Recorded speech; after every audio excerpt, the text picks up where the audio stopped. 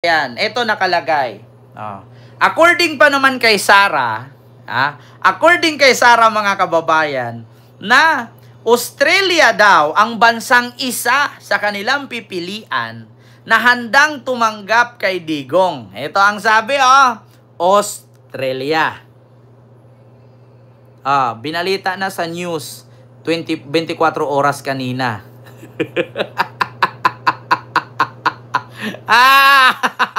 Tagumpay! Reject. Reject. Walang gilit na. Masakit. Reject. Muwi ka na, Sara. Magtrabaho ka na lang. Huwag ka na magsayang pera dyan. Ito ang sabi, mga kababayan. Basahin ko, pinagyabang ni Sara yan kahapon. Yung nandun siya sa Australia. Ito ang sabi. Inihayag ni Vice President Sara Duterte nitong linggo, Hunyo 22, sa kabilang umano ang Australia sa mga bansa na kinukonsidera para sa interim release ng kanyang ama na si dating Pangulong Rodrigo Duterte sa kasalukuyang nakapiit sa International Criminal Court Detention Facility sa The Hague, Netherlands. Ngunit nilinaw ni VP Sara na hindi siya nagtungo sa Melbourne, Australia para sa interim release ng kanyang ama. Sa ginanap na rally ng naturang bansa nitong linggo, sinabi rin ni VP Sara na nagpadala siya ng informal message kay Australian Foreign Minister Senator Penny Wong.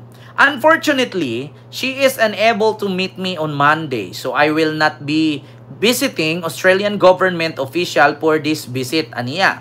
Aniya pa, ipinapaalam niya kay Wong na nasa Australia siya para magsagawa ng rally at tinatanong kung maaari ba siyang makausap para lamang mga musta. So ito na, Australia kinonsidera sa interim release ni Digong. Sabi ni Sara, Australia in the list of countries that are considered by the lawyers, saad ni Vice President Sara Duterte kaugnay sa interim release ng kaniyang ama na si dating Pangulong Rodrigo Duterte. Australia daw. Ang tanong, reject nga eh! Hanapin natin sa news, Hanapin natin. Interim release. Duterte. Ay, nako. Reject na naman. Reject. Ito na. Interim. Ay, Diyos mio. Alam mo, gasayang lang kayo ng pera. Kung inipon nyo yan, may mga pera pa sana yung mga anak ninyo. Ito na, mga kababayan. Balita. Ito, balitang balita. Hindi to fake news,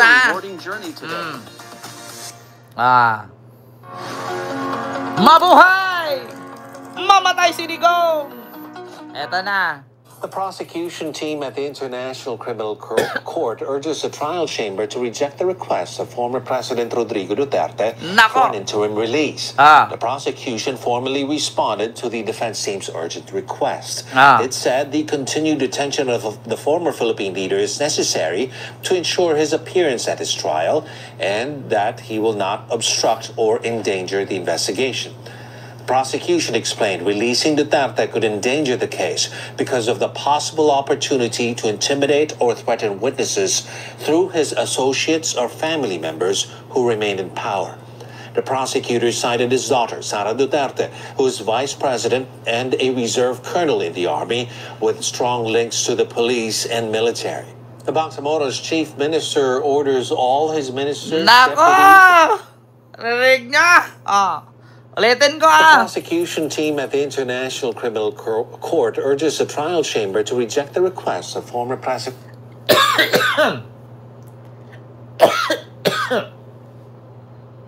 Naubo tuloy ako. Reject! Nakakaiyak.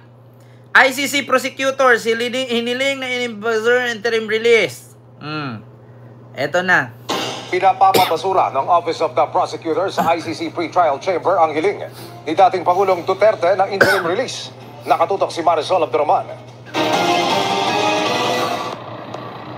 Hiniling ng Office of the Prosecutor ng International Criminal Court na ibasura ng korte ang hiling na interim release ni dating Pangulong Rodrigo Duterte. Redacted o tinanggal ang ilang bahagi ng tugon na naka-upload sa website ng ICC dahil sensitibong impormasyon ang nilalaman nito.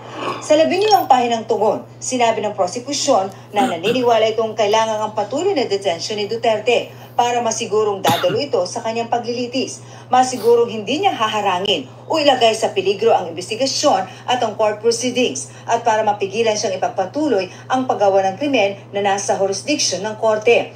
Kabilang sa itinitaling dahilan ang hindi raw pagtanggap ni Duterte sa legitimacy ng legal proceedings laban sa kanya. Kita raw yan sa mga pahayag ni Duterte at sa mga ikiniulos ng kanyang mga kaanak. Particular, ang pagsabi nilang kinidnap si Duterte ng ICC. Nako, sabi ko nga sa inyo eh. Yan. Kasi sinabi nyo kasi kinidnap ng ICC, tapos binaboy ninyo si Motok, yung judge.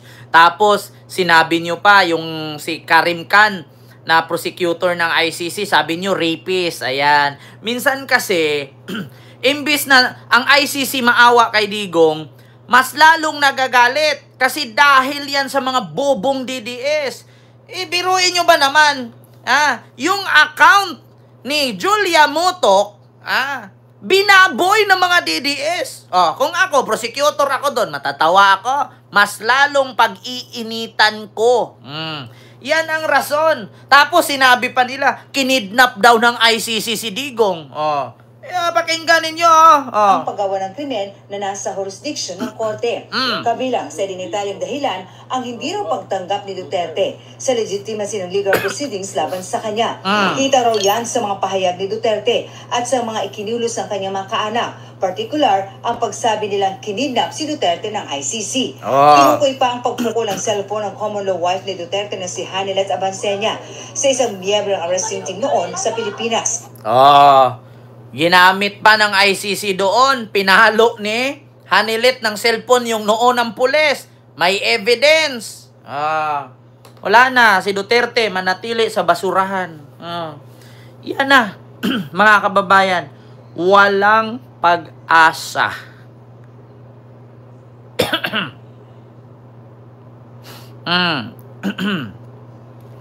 Not yet decision. Wala na. TDL. Kahit sabihin mong not yet decision, ano na yan, confirm na yan, reject. Sasabihin pa mismo ng ICC, pinagbintangan pa nila, kinidnap ng ICC si Digong, at ayun pa nga sabi, ginamit pa ng ICC na pinalo ng cellphone yung pulis na naghuli.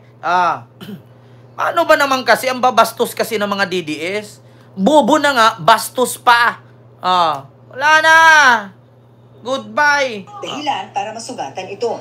Nananatili rin daw makapangyarihan si Duterte. Kaya posibleng malagay sa peligro ang investigasyon at ang seguridad ng mga testigo at mga biktima.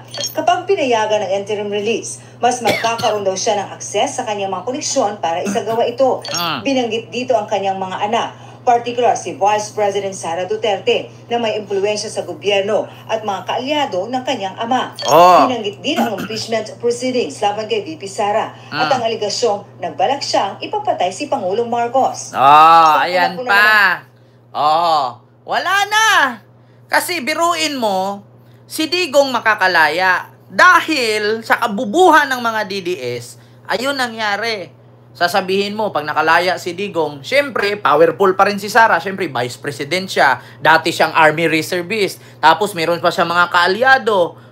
Tapos, nako, syempre, kung chismoso si Kaufman, syempre, makikichismis din yung ICC.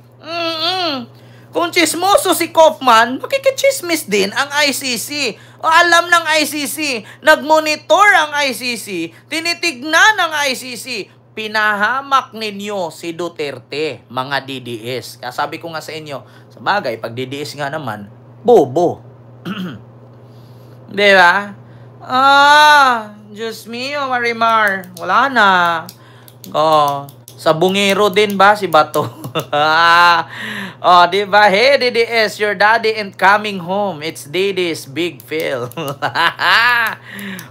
Basura, itapon dapat at iplas duro. Diba? Wala na. Wag na kayong sabihin na not news at all, not confirming whatsoever. Wala na. Reject na yan. Mismo na yung mga ano na ang nagsabi, nakalagay dito, the prosecutor promptly engage in good faith discussion with the defense to negotiate the conditions set that mitigate the rest identified above. Ang nakalagay, no conditionally, none. Tapos mayroon pang isa, no about sa condition, about sa not at all. Diba? Wala na. Good luck. Bye-bye na. So ito mga kababayan, panghuli natin. Alam nyo, sa totoo lang mga kababayan, naawa ako kay Digong.